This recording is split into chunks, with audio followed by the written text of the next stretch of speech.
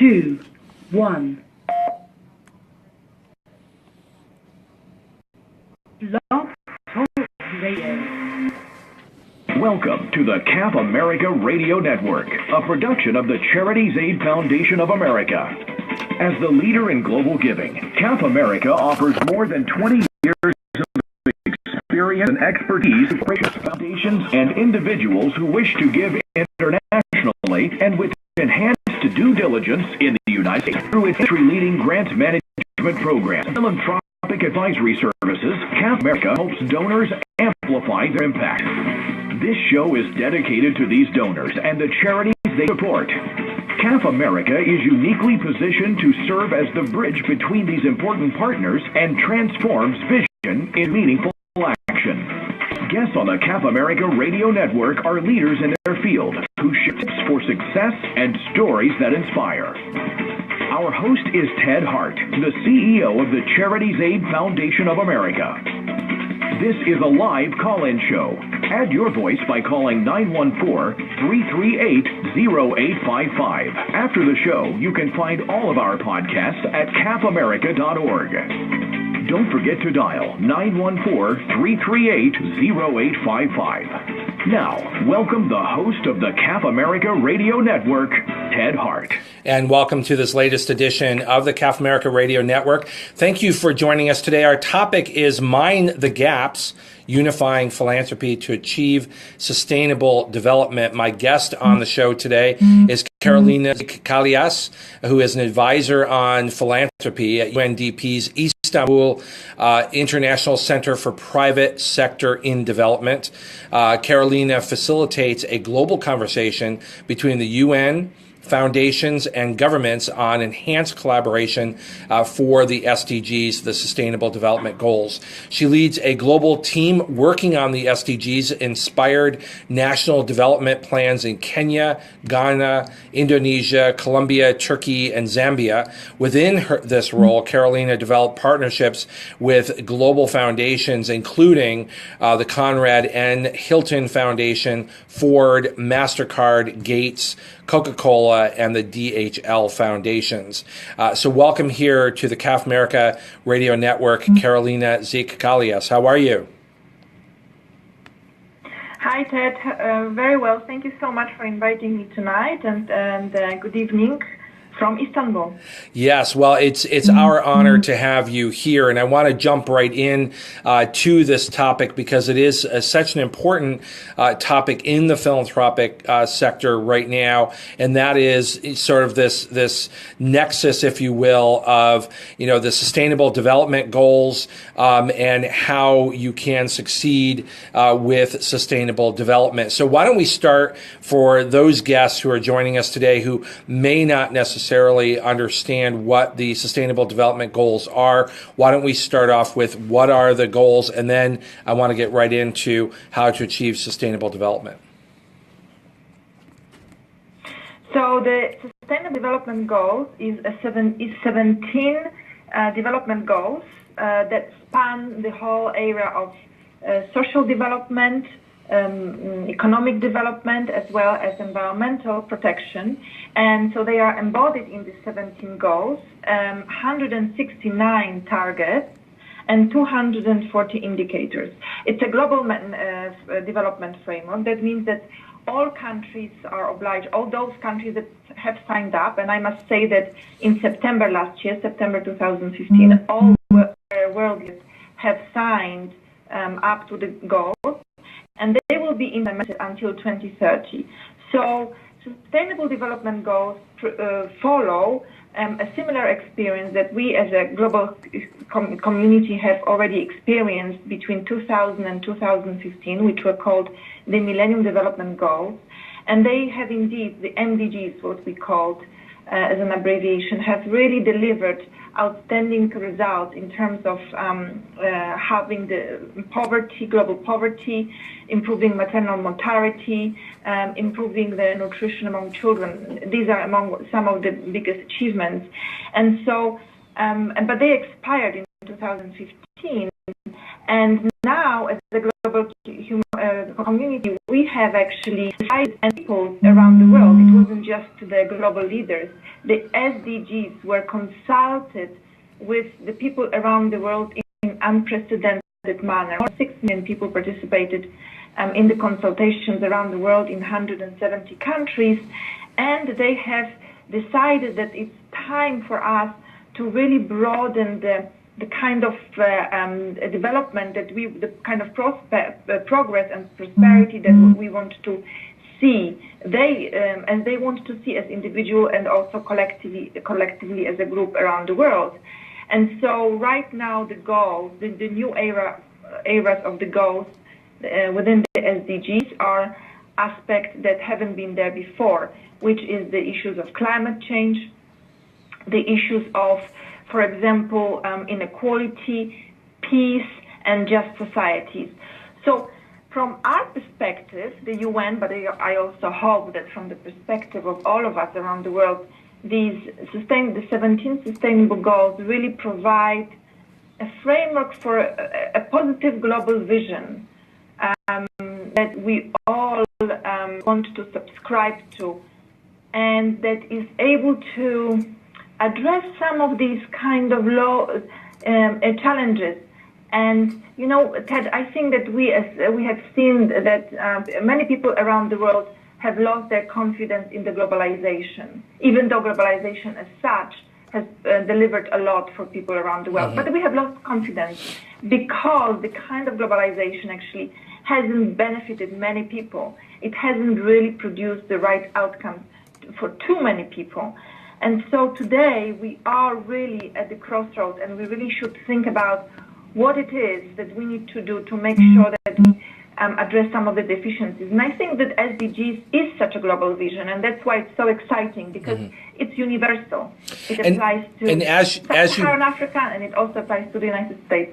Right, and as you mentioned, and I think it's significant about the SDGs, is that this was not a top-down sort of imposing of a global vision, but that there was a massive gathering of data input from a variety of different sectors to develop these goals. And when you look at them, the 17 goals, there's so many subparts. It does seem a bit daunting, but what it provides, and I think it's important for our listeners today, is that these are guideposts. These are opportunities to frame your philanthropy in a way that then combines your efforts with so many other efforts around the planet, that you're enhancing your efforts by showing that you're supporting any particular SDG goals. And I don't think that anyone is approaching this saying we're going to solve all the world's problems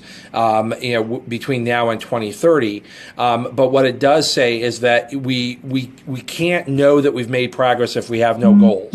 And by setting these goals, it starts a dialogue and a discussion around the key target areas. Would you say that's a fair description of where the SDGs fit right now? Yes, absolutely. That you've captured it very beautifully, and this is really why it's so exciting to see that the SDGs really provided that what you call the common taxonomy for all of us. I mean, there are many sectors, philanthropy, business, NGOs, us in the UN, governments. We all work on our development objectives, but the SDGs provide a unifying vision. And it's much more, and now it's much easier for us to really understand. If I, for example, work on, let's say, early childhood education, and then as a grant maker, I want to work, I want to give grants on in education, let's say in Kenya or in Ghana. I know that these both countries actually have signed up to SDGs as well. Their governments are also working to see how to prioritize the targets. And it's just so much easier for me as a grant maker to really find potential partners, to connect to the community there who is also working on similar activities on similar objectives. Exactly. And one of my concerns always is that when people look at goals that are, this global, this big, so that it just appears very daunting, and it feels that I can't actually make a difference because it's so big. And so part of what I wanted to do today is help connect the SDGs to the philanthropists that are listening today and will be listening to this podcast, to foundations and corporations and others who are looking at this, to help them understand it's a matter of finding your place. Where is your philanthropic heart? What is it that you would like to accomplish? And that by connecting through this global platform, this format, if you will, it assures you that you're moving in a direction that others are also moving in that direction, that around the planet. These are the goals and the sub-goals that others are also working on. So you're not going it alone. And even if you feel that you don't have all that much money to make a difference, a small difference adds up to a big difference when all of us around the world are moving in the same direction. So if that's our framework for today, I know that as an official partner of Giving Tuesday and the SDG philanthropy platform, CAF America took the opportunity to highlight the important role of several key SDG philanthropy platform partners that you have been involved with, UNDP, MasterCard Foundation, Hilton Foundation, some of the others that we mentioned who are representing and working towards these global goals internationally. In that context, what role do you feel that the SDGs play in helping fashion philanthropy, put it into a better place, and localize those answers that might seem too big for any one foundation or one philanthropist to actually tackle? Yes, thank you, Ted. Well, SDG Philanthropy Platform is a partnership platform that right now connects we actually have more than 30 partners. And yes, as you mentioned, Hilton Foundation, Ford Foundation, the MasterCard were the initial partners, those who actually invested, our angel investors. But now we have gathered many philanthropists from around the world, not just the US, but we have foundations from Indonesia, we have foundations from Saudi Arabia, we have foundations from Kenya and Ghana. So it's a huge and growing platform of partners. And our main objective is really to make sure that philanthropy around the world understands how to engage in the SDGs at the country and at their community level, because this is really what's going to make the difference. And well, right now, today, we are very at early stages of the SDGs implementation, but many governments have already started in what we call localizing the SDGs, meaning aligning the goals into their local realities in the country. And we are working with few of these governments and philanthropies in few piloting countries to develop roadmaps for local and global philanthropy, to really understand how to navigate these complex SDG systems in countries. And we have produced practical tools and processes, and we also advise, as the SDGPP, we also advise individual philanthropists and foundations on specific aspects. So, for example, one of the tools that is really wonderful, very easy, but very, very practical is to really understand where your individual particular interest as foundation lies within this whole constellation of 17 goals.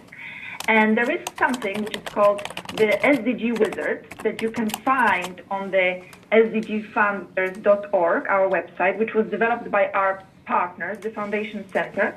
It's called SDG Wizard. And when you press it, you type in your mission. Let's say, for example, your organization is working to empower women on labor force. And so you, just an example, want to decrease or increase the women at the labor market from 22 to 30% by 2030.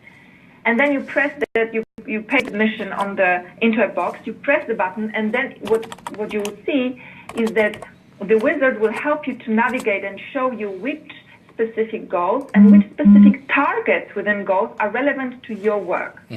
So it's very handy, it's very easy to really find, and it's just for everyone. That's stage number one. Stage number two is, okay, if you're a grant maker and if you want to make grants in Kenya, let's say, then you probably would want to use something which we have developed, and it's called the SDG Primers for Kenya.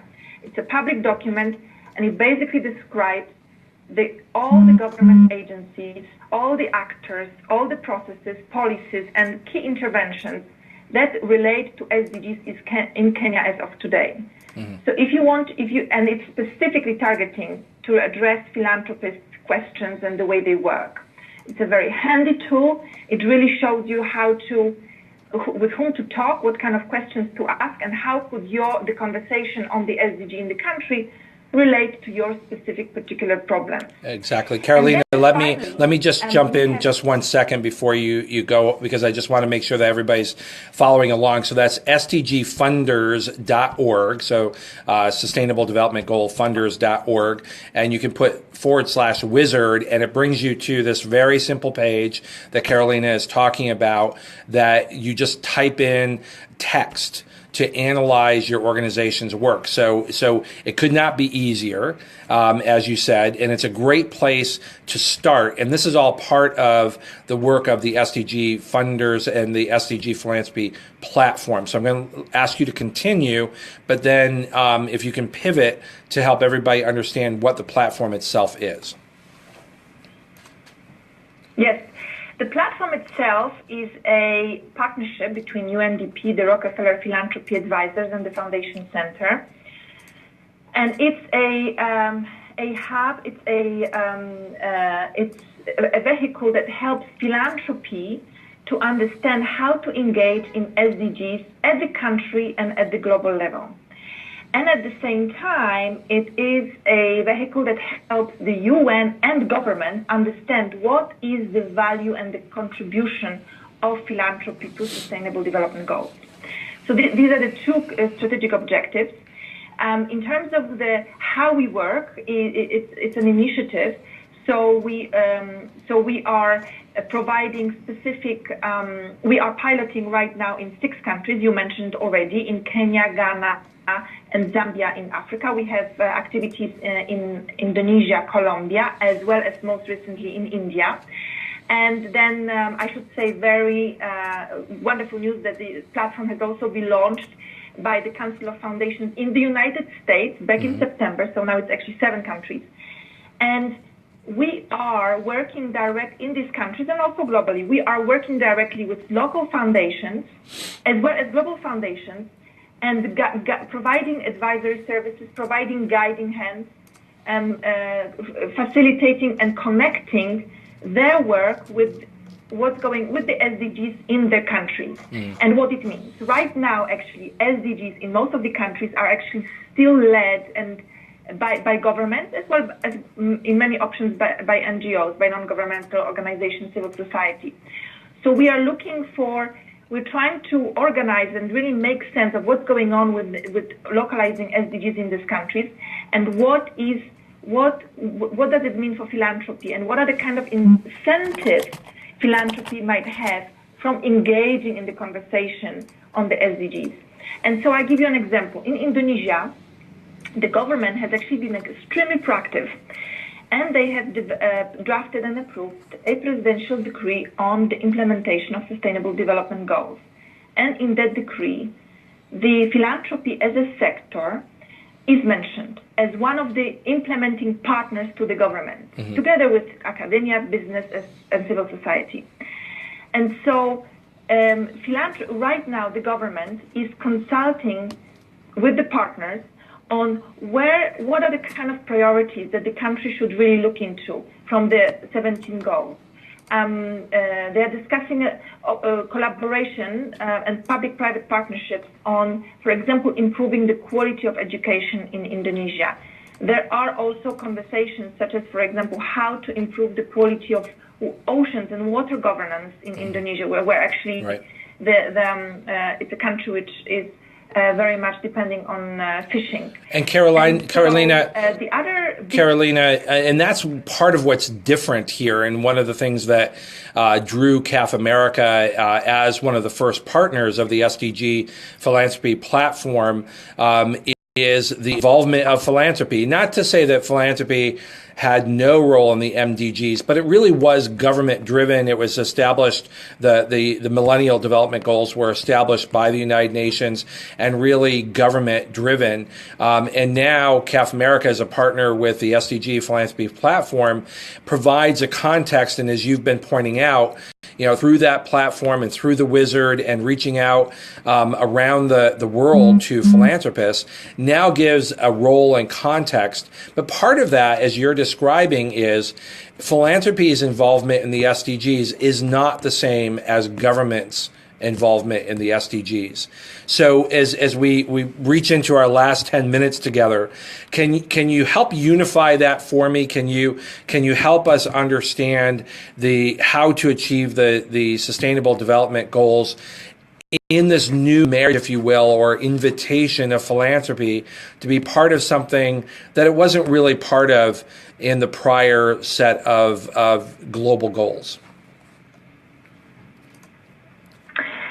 Yes, and thank you, Ted. And I should say that yes, it's indeed philanthropy was really staying aside from the MDGs, but yet philanthropy was actually a huge contributor to two areas which were core in the MDGs, such as education and health. So the fact that philanthropy wasn't really using MDGs to measure its outcomes and impact doesn't mean that they were not involved in actually the development activities of the goals.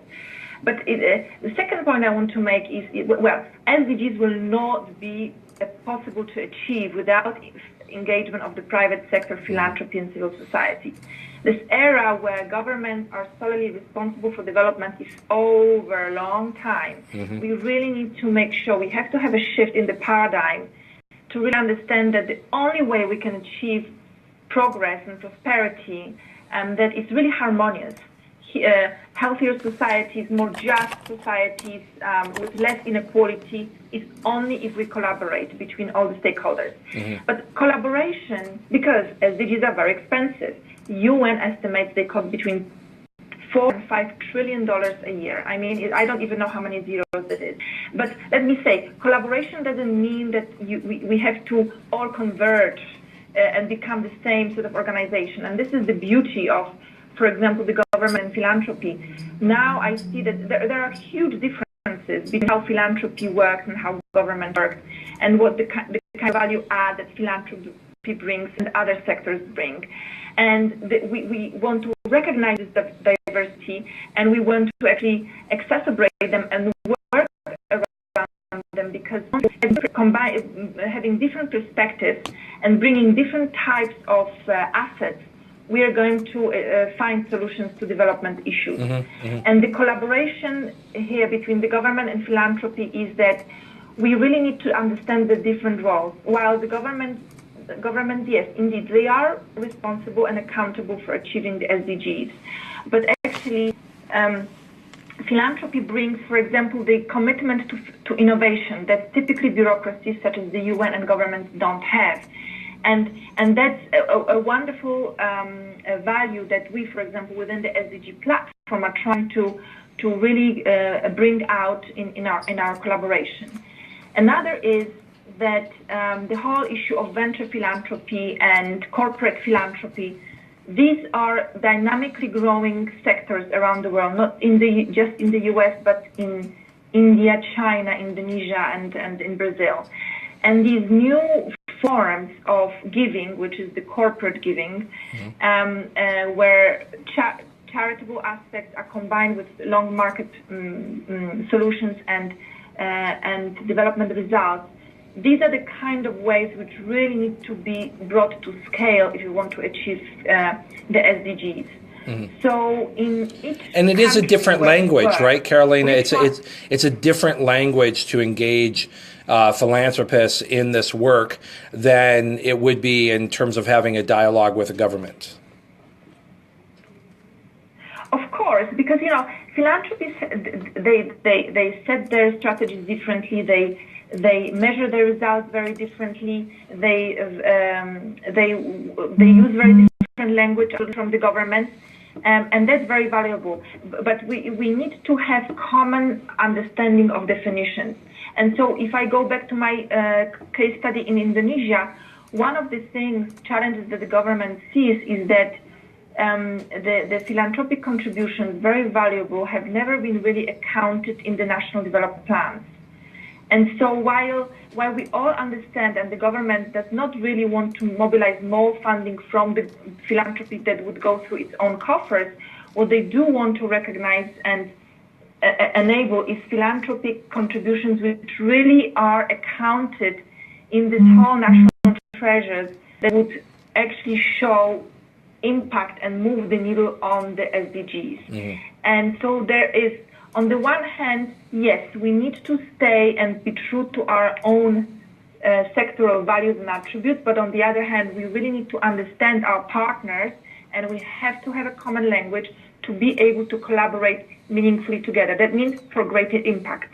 And that's really what the SDGs provide. Again, going back to how useful this can be for philanthropists who are looking for ways to be impactful, and they can do that on a global scale. So we have about 4 minutes left. So what I would like to ask you to do is, given how intimate you have become with the Sustainable Development Goals during your time with UNDP and the SDG Philanthropy platform, what do you think are some of the challenges and opportunities for our listeners today that we face over the next 14 years, and how they can best plug in their efforts, the things that they care about, into these global goals?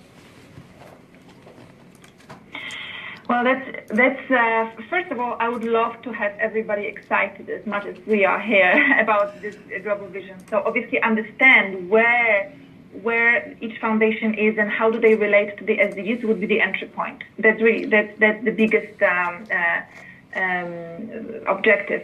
And second is to find ways within your local community, within your country, and to find ways how to engage in the SDG conversation and also implementation, just to have the opportunity to see where the SDGs would bring value added to your own organization. Mm-hmm. The biggest challenge, of course, to meet the SDGs is collaboration. If we don't really crack the of working together cross-sectorally and leave our own silos, us just working in philanthropy or us just working with the government and the UN, we won't be able to achieve the vision. That's right. But collaboration across sectors, right? Collaboration across sectors. Across sectors, absolutely. That's because the solutions are not in our sector. Solutions are always within somewhere else. I just give you an example. Today I was talking and we were looking into our partners in Bangladesh. And we found through the SDG lenses approach that actually the biggest single element that really contributes to people changing behavior in Bangladesh and buying toilets, improving their latrines at home, is if their children will get married. So imagine that is a finding which we were able to really crack only because we had that open mind and we broadened our questions. Mm-hmm. And so there is a lot of lessons learned from the MDGs that we are applying today, which is not only cross-sector collaboration, but also understanding of the ecosystem thinking, understanding the bottlenecks 90 seconds prevent us from reaching this far-fetched goal that we are applying as SDG Philanthropy Platform, and we are advising our partners how to make smarter decisions. So I would say reach out to our wonderful partners such as CAF America. We are all connected in this SDG conversation, and let's together join this wonderful journey. Beautifully said, and thank you, Karolina Mzyk, advisor on philanthropy at UNDP's Istanbul International Center for Private Sector and Development, for joining me this evening from Istanbul as our guest here on the CAF America Radio Network, and for all of our listeners to the show today and to the podcast. As Karolina said, reach out to us. We're here to assist and to help you find a way that's meaningful to you, connect to these global goals, and join a movement to make a difference around the planet. Karolina, thank you for being my guest here today on the CAF America Radio Network. Thank you very much, Ted. Always a pleasure, and thank you so much for the partnership. You got it. Thank you. To the CAF America Radio Network. Tell all your 10 friends and seconds. colleagues to check out our production schedule. Sign up for our free newsletter and download our iPad and iPod-friendly podcasts at cafamerica.org. Thanks for listening to the CAF America Radio Network.